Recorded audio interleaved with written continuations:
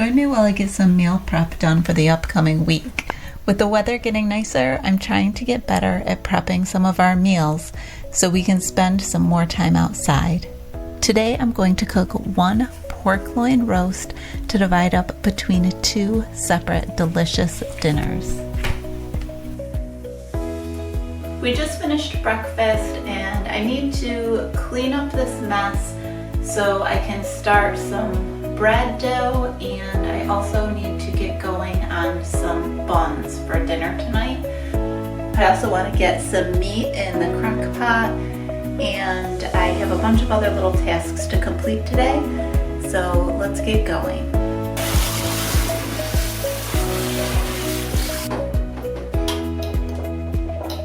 So my plan for this week is to have one pork loin roast that will last us for two different dinners.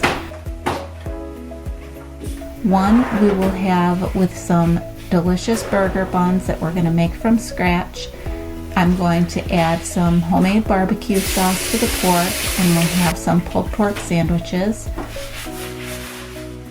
The other dinner will be some pork tacos.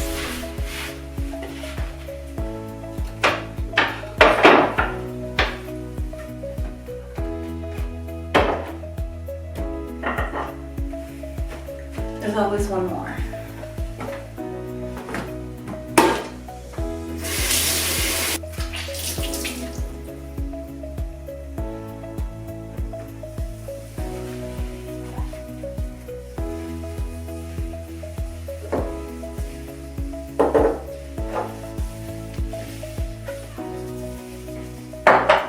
When I'm cleaning up in the kitchen, I like to just use these cotton dishcloths that I've made. This one pattern I find works really well. It's knitted and one side of it has a lot of ribbed to it so you can scrub things really well. I was thinking about sharing this pattern on my website handmadehome.us and also here on the channel. If anyone's interested, let me know down in the comments below and I'll start working on that video too.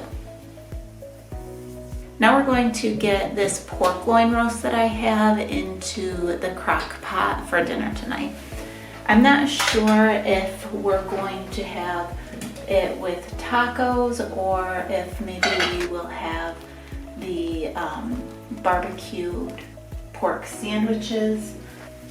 But either one will turn out good, and I will just, I like to get the meat cut up, or I like to get the meat cooked up and then I'll separate it and usually get a couple of meals out of it, and I won't give the final flavors to it until I decide exactly what we're going to have. I'm going to put this thick cut of fat in a freezer bag with another one that I had, and I just store it in the freezer until I have enough to render down for lard.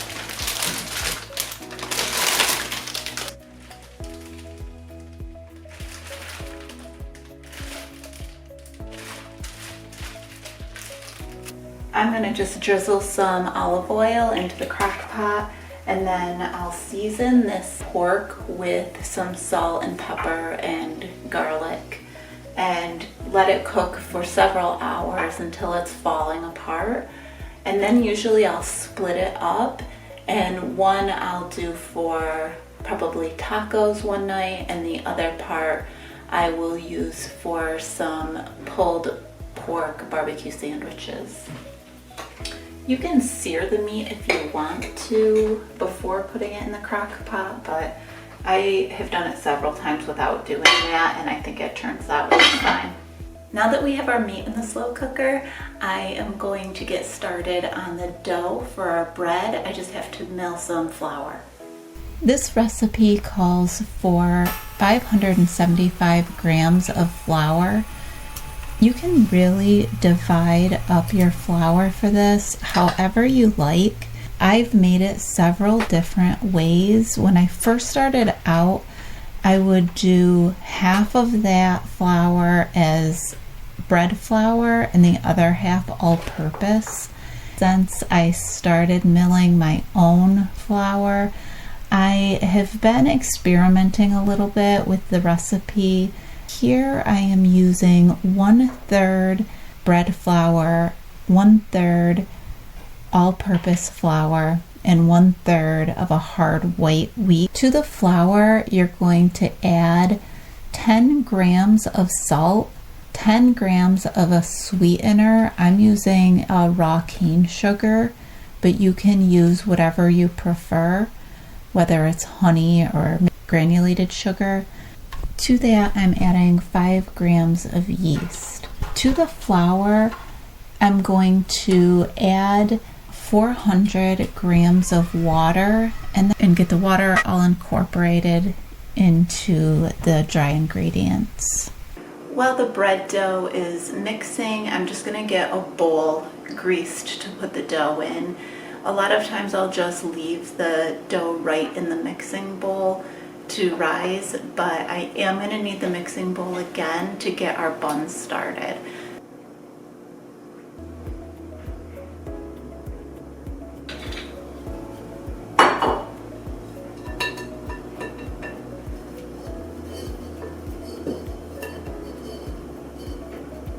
I've been making these buns for several years, but it's only been in the last few months that I've been adapting it to include freshly milled flour.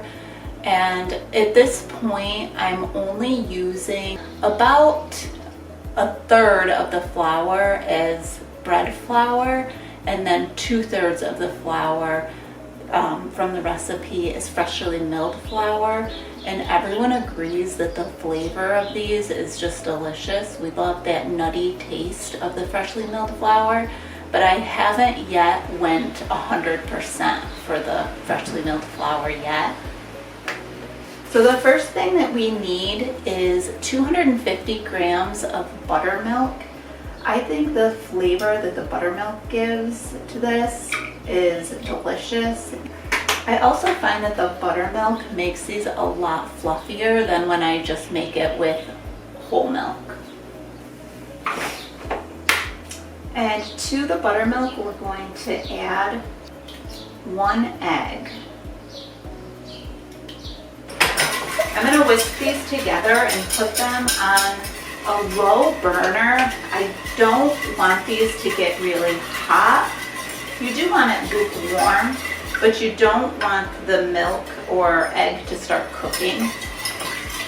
So I'm only going to have it on a low temperature for a couple of minutes, and I'll keep checking it to make sure that it's not getting too warm.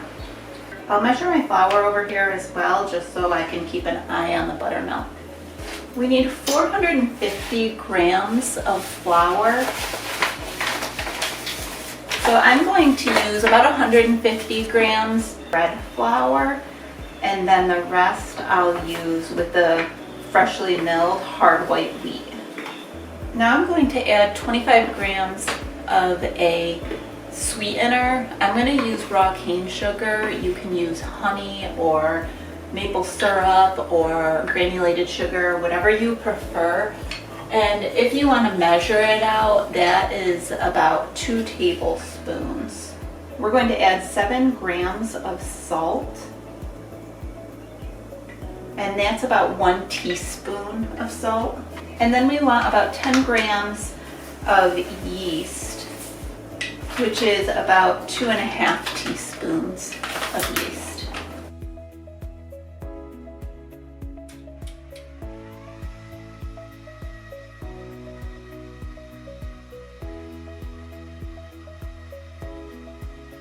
Once the dough is mixing, I'm going to add 3 tablespoons of room temperature butter.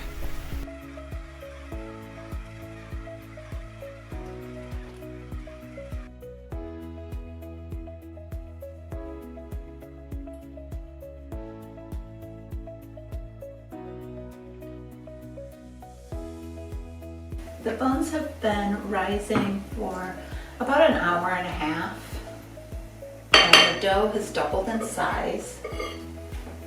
I'm just going to dump the dough onto the counter, and I'll divide it up evenly into 8 balls.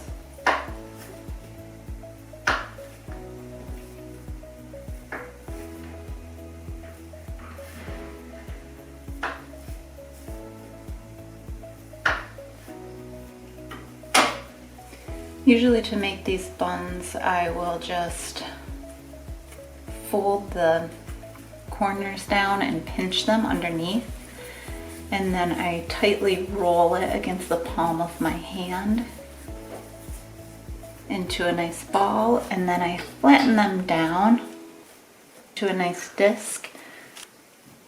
If you wanted to, you could weigh the dough before cutting it up and figure out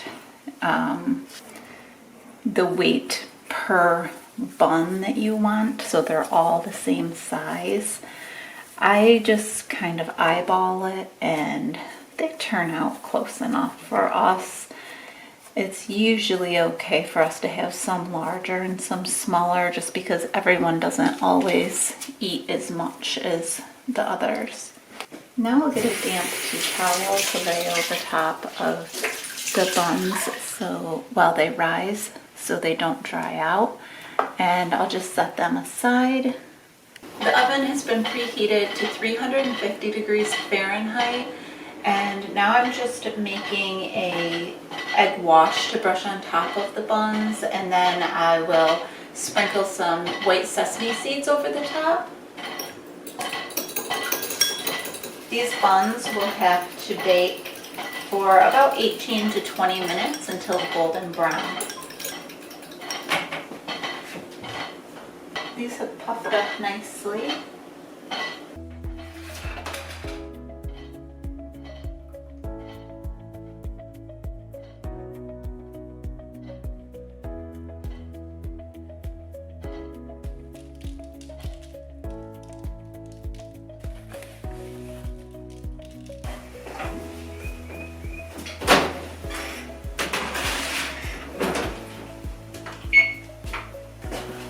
This is the second set of stretch and folds that I've done on the bread, and I'll probably do one more before I go ahead and bake it.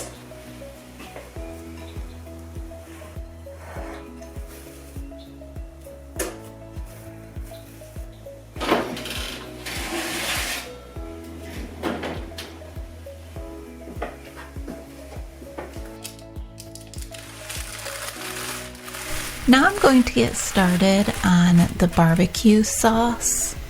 We're going to need 1 teaspoon of garlic powder, 1 teaspoon of chili powder, 1/2 teaspoon of paprika, 1/2 teaspoon of salt, 1/4 teaspoon of pepper, and then we'll just mix them together and set it aside until we're ready to pour it in. Into a saucepan, I'm going to add 1 cup of tomato sauce,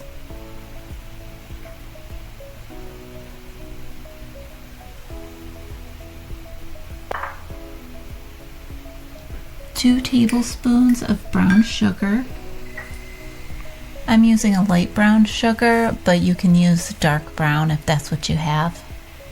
Then I'm going to grate about 1/4 of a white onion. You want about 2 tablespoons of the grated onion. And then I'll also grate 1 tablespoon worth of bell pepper. The recipe calls for a green bell pepper, but all I have today is a yellow, so I'm going to just go ahead and use it. Then I'm going to add 1 tablespoon of coconut aminos, 1 tablespoon of ketchup, 1 tablespoon of molasses,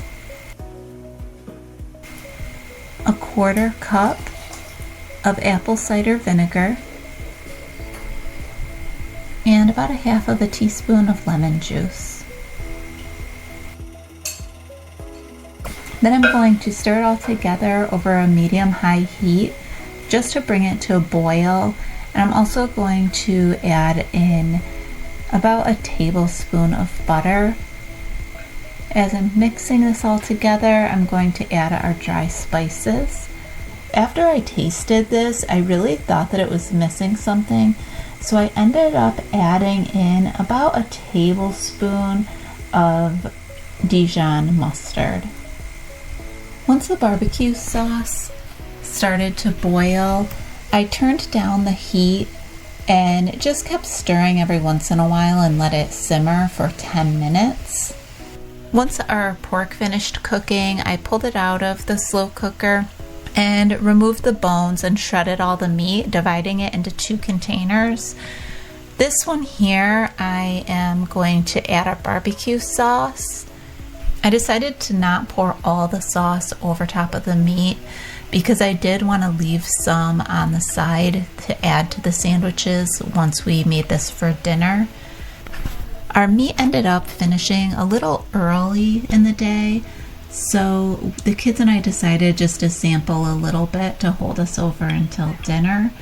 The rest of the meat I ended up just covering it and putting it in the refrigerator, and I'm going to add some Mexican spices to it for dinner in a couple of days, and it will be a quick meal that we can enjoy on some homemade flour tortillas.